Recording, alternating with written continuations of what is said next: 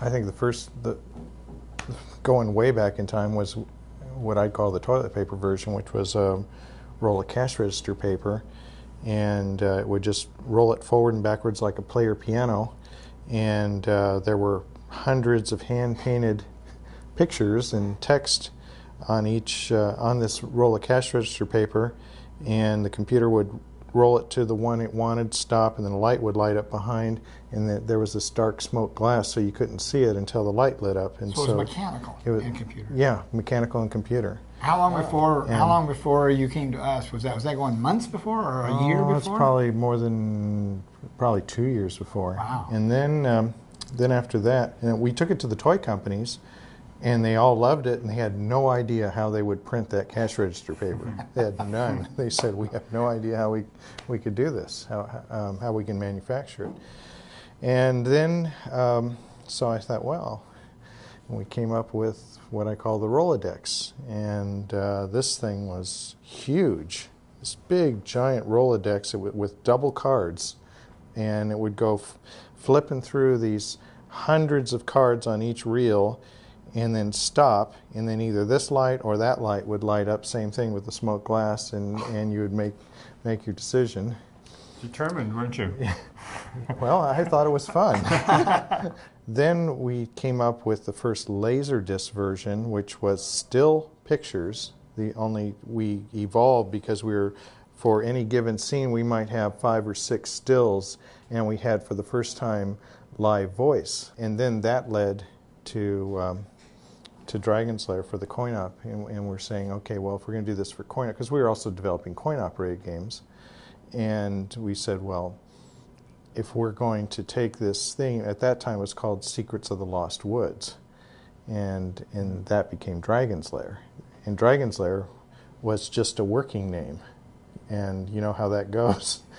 It stuck. If you recall, we had demonstrations and things working when you guys came out to show it to you, and I think the biggest point was when we saw The Secret of NIMH, and I just went, wow, this is an incredible movie film, because I forgot that it was an animated film. So you pitched the Rolodex. And called you. I still remember the day you and Jim Pierce came to the studio, and when you guys left, we all looked at each other going, what are they talking about? I mean, it was just a different world, and all the way through it. I mean, probably, if you remember, you came to us, I think, in October of '82. Mm-hmm. And we jumped on it right away, and Don started thinking about designs and stuff like that. And then you sent over your first continuity of a sequence, and then he started asking questions like, "Wait a minute, we're going to go to there's a moment any time during this little sequence of this particular room where he might die. We have to come up with ways of branching the nomenclature, though, and we would say this is a threat moment, this is a resolve moment. This is a new threat moment, this is a resolve moment. So we kept saying threat, resolve, threat, resolve. The one that you got me, because I was really out to lunch, was you said, even after you finish the animation, we're going to have to program it. And I said, a program? Yeah, I know what a program is. You read it when you go to the theater. But I didn't know what programming meant, and I knew that there was somewhere down in San Diego there was something weird going on. That's all I knew.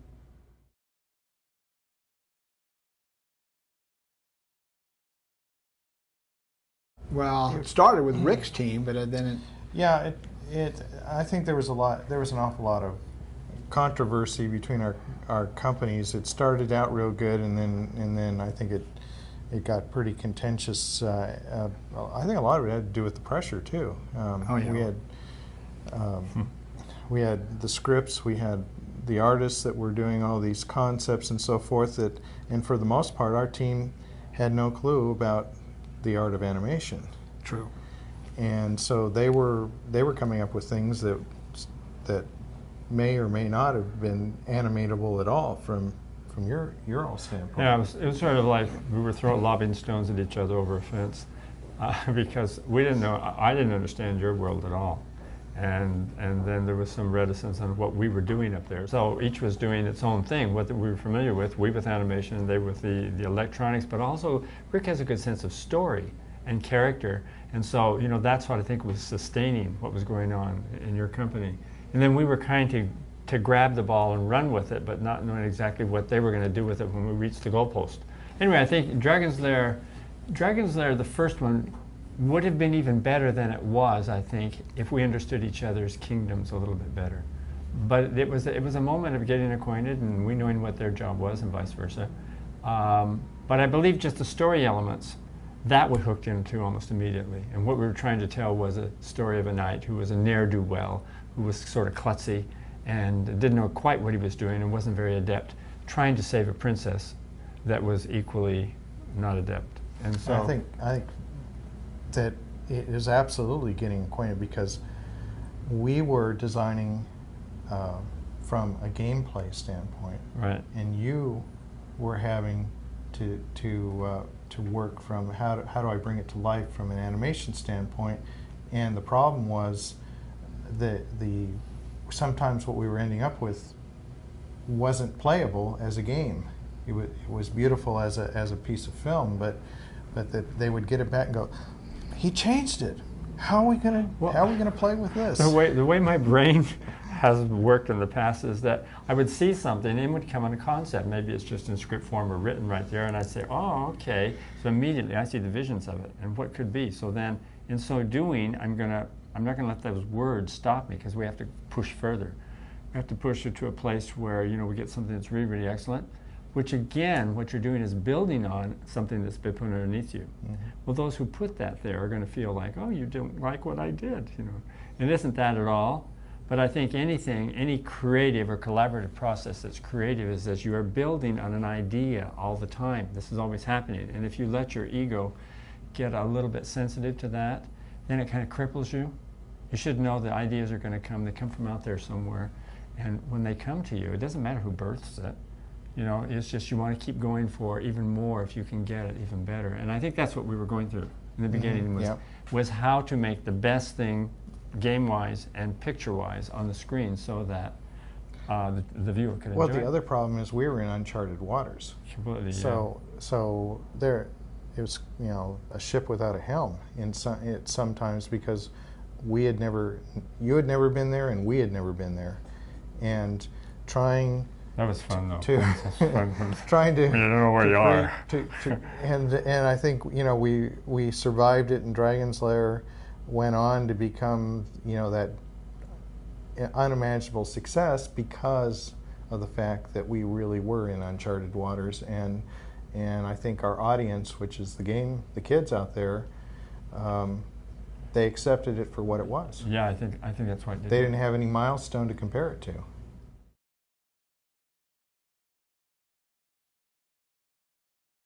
I want to start that out because we had a moviola, this little thing. It was this big. That was how that's the only way we ever saw this film, was on a moviola. The thing was about this big. Terrible, but it allowed us to see the film. And then the best we got was when we did the transfer onto a digital. It was actually a video. Or video format. Yeah. Even on 1-inch C back then, the quality was what today's television is. It was good quality. It was better than TV. TV couldn't actually reproduce the. But for me, I never really got to see a big screen of it. Yeah. And so today, when we saw it on HD, it's like, for me, it was like seeing it for the first time. It was just brilliant. It's just colors, so clear. Yeah. Dust free. How about you, Don? And of course the sound. I'm very, very, very pleased with the HD, because to me that's what I saw all the way along we were making it. Even with the moviola, so we saw it on a big screen. We projected in a projector.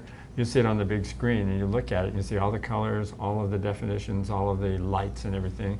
It's all working together. So I'm used to seeing that, and so all the other formats we put this game to, I just sort of. Because it was a lot less than what was always less. I would not look at them. I would not look at them. See, I can look at this now, and I can say, oh yeah, okay, that's closer. Well, you're a motion picture artist.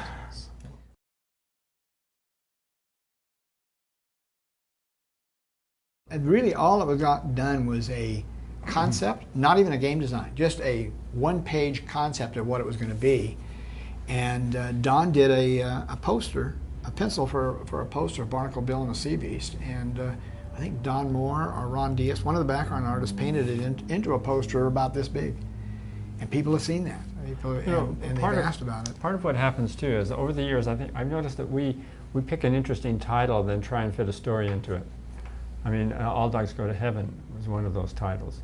And you do it hoping that, you know, it has an attraction from just the concept or from the title of the thing. Sea Beast was one of those that just sort of rings when you hear it, the Sea Beast, you know, what is it? And some titles don't have that at all. And I think anything, we would have been glad to do anything where you tell a story, because it's the storytelling that's fun, whether it's a game or whether it's a movie. Movies are a lot of fun because they keep you employed for a long time, and you have this rising action and a climax and the falling off action, and you have really interesting characters. With a game, had it gotten to the place where you could have an interactive movie, if it had progressed to that, I would have been really... That would have been a real challenge. Because you know what, being passive, just sitting watching a movie and getting an opinion, is all you really have. I don't think that's quite as interesting as participating in the movie somehow. Even if you're scared to death and you scream, at least you participated. But if you just sit and watch, it's not quite the thrill. Let me share a little more of the backstory too, because when we did Secret of NIMH, our composer Jerry Goldsmith took the film, or brought the film to Steven Spielberg's attention, and we had a meeting with Steven right after the completion of the showing of that. It was like August, early September of '82, and he looked at it and he says, "Gosh, I thought this died with Walt Disney. You know, the style and the lushness of, and the effects, and it was especially complimentary on the dub, which was much fuller and richer than most animated movies done before." And he said, "We need to do something together." Well, it took 2 years before he came back to us, and he came back. It's just like Rick walked in the middle of a union strike. Spielberg walks in when the game industry fell apart. Here we had a lineup of, I think Don came up in a little group of story people we had in there. Will Finn and Lorna was involved, John Pomeroy. Came up with a list of 30 games. 10 children games that were educational and teaching how to do addition and subtraction and multiplication. They were little stories, and the computer would bring up random things like 1 + 3 =, and you had to give the right answer for the story to continue. It would be animated. And then we had 10 moral games for children that taught, you know, morals, like the story of Cinderella, but we called it, I think, Cinder Mouse. Cinder Mouse, right. And then there were 10 action games for teenagers. And so they had a poster for every one of those, and one of those was Barnacle Bill and the Sea Beast. We trotted those off to, we had done 2 animatics, or was it just one? I think it's just one. We did an 8-minute animatic of something called Dottie Do the Sum. It was a character named Dottie, D-O-T-T-I-E. And we did an animated 8-minute piece, and IBM took it out and did a $100,000 survey with it, and parents were thrilled with the idea. But they said, well, there's just not enough players in the home for Laserdisc. Hardware. And we said, we're making razor blades. Give the players away. This is something that is going to lead into other and new technology. We didn't get any comers. So just at the time that failed, up stood Spielberg saying, I found something. It's called An American Tale. I'd love to do that Barnacle Bill. Yeah, it would. I think maybe the wouldn't necessarily be an arcade game, although you could test it in arcades to find out if it would work. But with the ability to do interactive DVD now, I mean, it seems to me that you've got a lot more homes that are equipped to play such a game. I mean, I thought it was interesting that Digital Leisure came up with a way to play Dragon's Lair using your remote controller on your DVD player. I mean, you know, with forward, back, you know, select for the button, and kids can play it with one hand, or parents. Yeah, it's amazing because they weren't designed to be used for that way. No one really thought of that. But and even those 30 games that we had designed for to work with IBM for they were educational, or they were just basically action-adventure activity games for teenagers, and then, but especially the ones that were 3 to 5 or 6-year-olds learning math, learning all the forms of math, you know, adding, subtracting, multiplication, you know, where they have to do some memorization of your timetables and your numbers. Everybody saw it as being very helpful, and I don't think it's any different today. I think that's something that done probably even in a CG format, which the kids are used to now.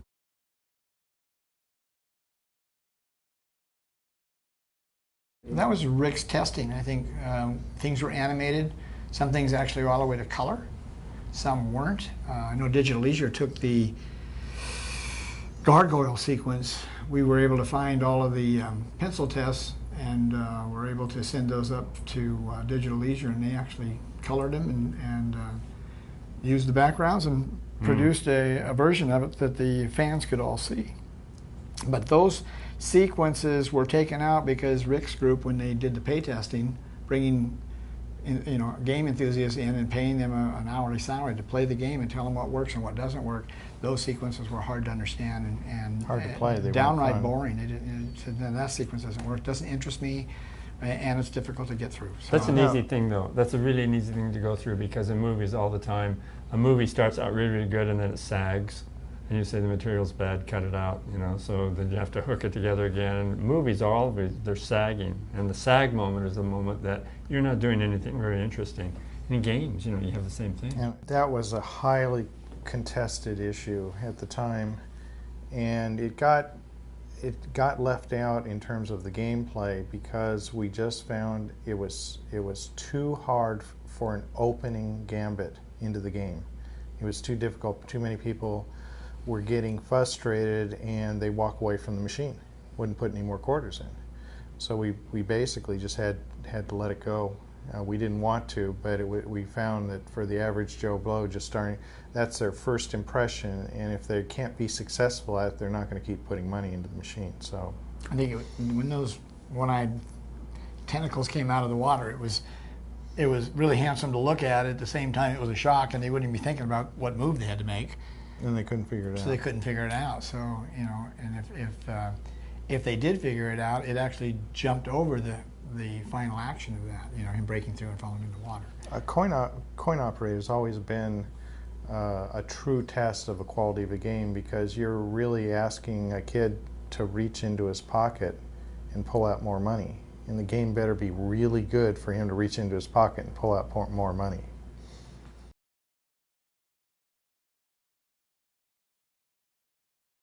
We did the first test of Dragon's Lair as far as exposing it to the audience was at the March 1983 game show in Chicago, and it was such a huge hit.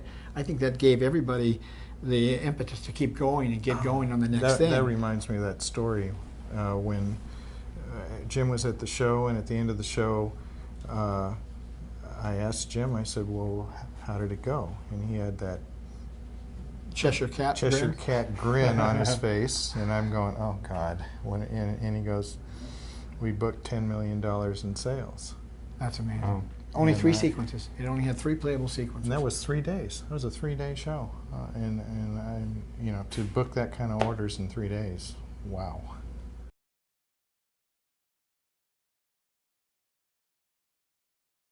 Let's see. My favorite scene in Dragon's Lair. Let me think. It might be that sort of a magic room he goes in and it says, eat me and drink me, and I just thought it was just, the concept was funny. It was a very, very short scene, but been a lot of requests from people that actually wanted to buy the cells and the background from that sequence, and it was funny. We never could find the background, so it went missing at some point in our careers. For me, it was definitely the final scene. Oh, me too. Sequence 13. Yes. Yeah. To me, that made the game. That was the payoff. The dragon. No, I really think there was a real payoff there. Probably because of all those Playboy magazines that Don was using. Yeah, that was part of the payoff. Yeah, why? Absolutely. I never looked at a Playboy magazine. I found it interesting that all the kids knew about that, but there was never a peep in the press. Yeah. It's kind of amazing that no one mentioned. Maybe those kids recognized the poses.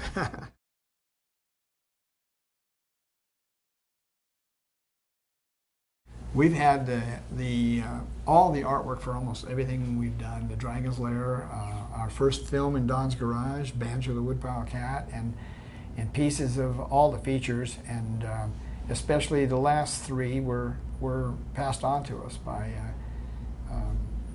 the owners of the product.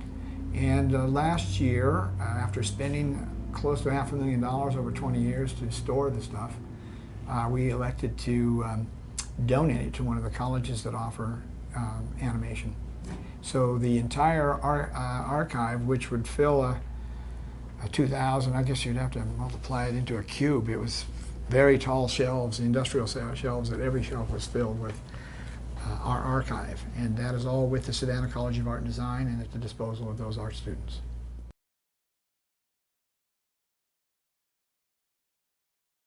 We've had a completed script for over 3 years now, and we've had some very positive meetings with the studios. Right now, and the studios agree it shouldn't be done as a CG movie, it should be done in traditional animation like the original game.